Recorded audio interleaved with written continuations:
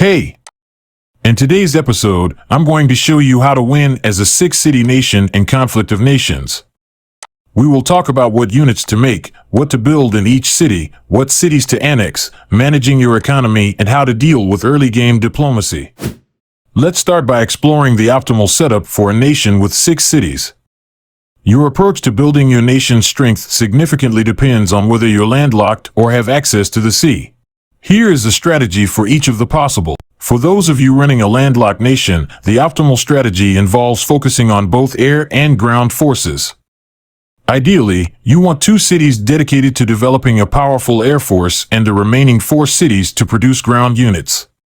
Let's break down this setup city by city. Starting with your capital, which already contains a level 1 air base, your first move should be to construct an arms industry here. After this, you should upgrade your air base to the level necessary for producing key Air Force units like elite attack aircraft, strike fighters, or helicopters. To decide which air unit suits your strategy best, I recommend checking out my doctrines guide after this video. Next, choose another city to build Air Force in, where you'll build an arms industry first and then a level 1 air base. This city's purpose is to produce air superiority fighters, ensuring you maintain control of the skies. It's strategic to choose this city on the opposite side of your nation from your capital, allowing you to establish airfields across your territory for widespread air dominance. Anyways, moving on to your ground forces, the plan for the other 4 cities is to start by building army bases in each city, and once the army bases are built, then you can build arms industries. As for the mobilization in each city, you should initially focus on producing infantry in all 4, but as you progress, begin to specialize each city for different units and follow this plan.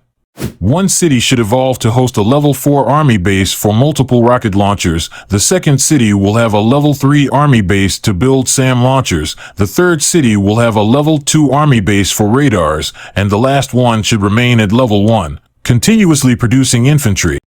Awesome, let's now talk about the build for a not landlocked nation. The setup is the same, but the only difference is that instead of having a second air base to produce air superiority fighters, and you use that as a naval base where you can produce ships in.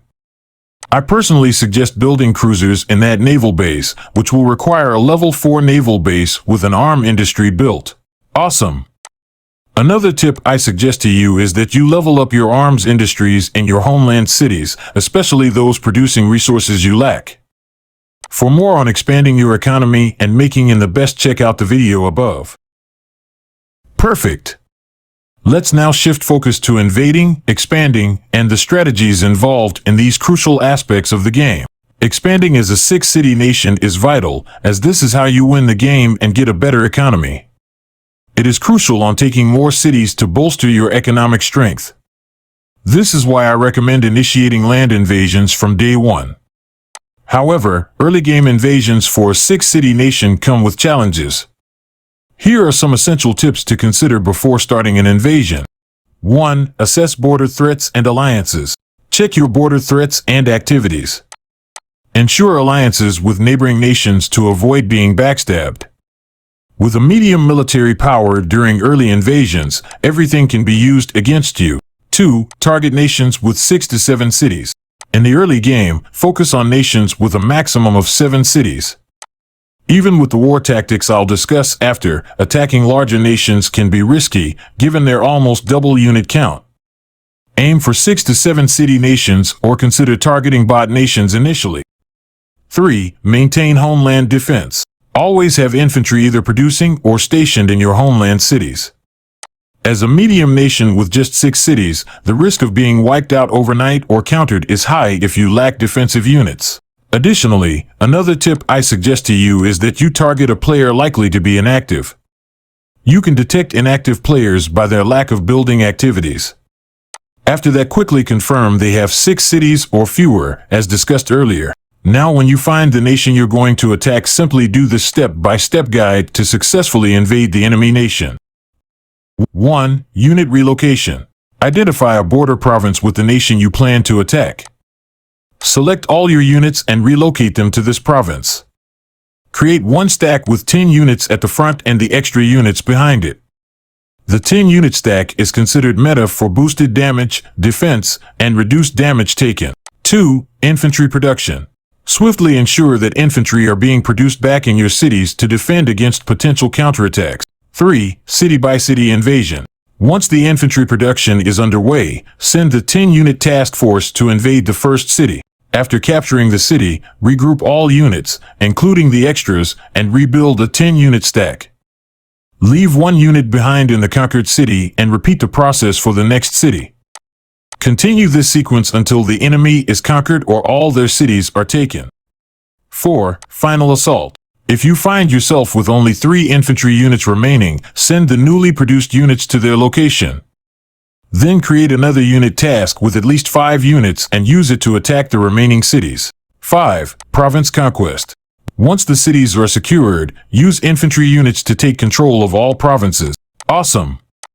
Those are the 5 tips of how to capture land successfully in early game. Now let's delve into the annexation of cities. Annexing cities. Annexing cities will massively benefit you as a 6-city nation since you're going to have a vulnerable resource, which most of the times it's either component or supplies. The goal is to annex cities that produce the resources you are struggling with as soon as resources permit. However, it's important to adhere to these 2 guidelines before proceeding with annexation. 1. Prioritize resource production. Annex cities based on the resources you lack. For instance, if you're struggling with components, prioritize annexing a city that produces components. After the city that produces components is annexed, make sure to max out your ARM industries in that city to boost your component resource production rates significantly. 2. Proximity to homeland. Consider annexing cities that are near your homeland. Cities close to your capital tend to have higher morale, leading to increased resource production and faster building times. Annexing such cities provides you with these morale-based benefits.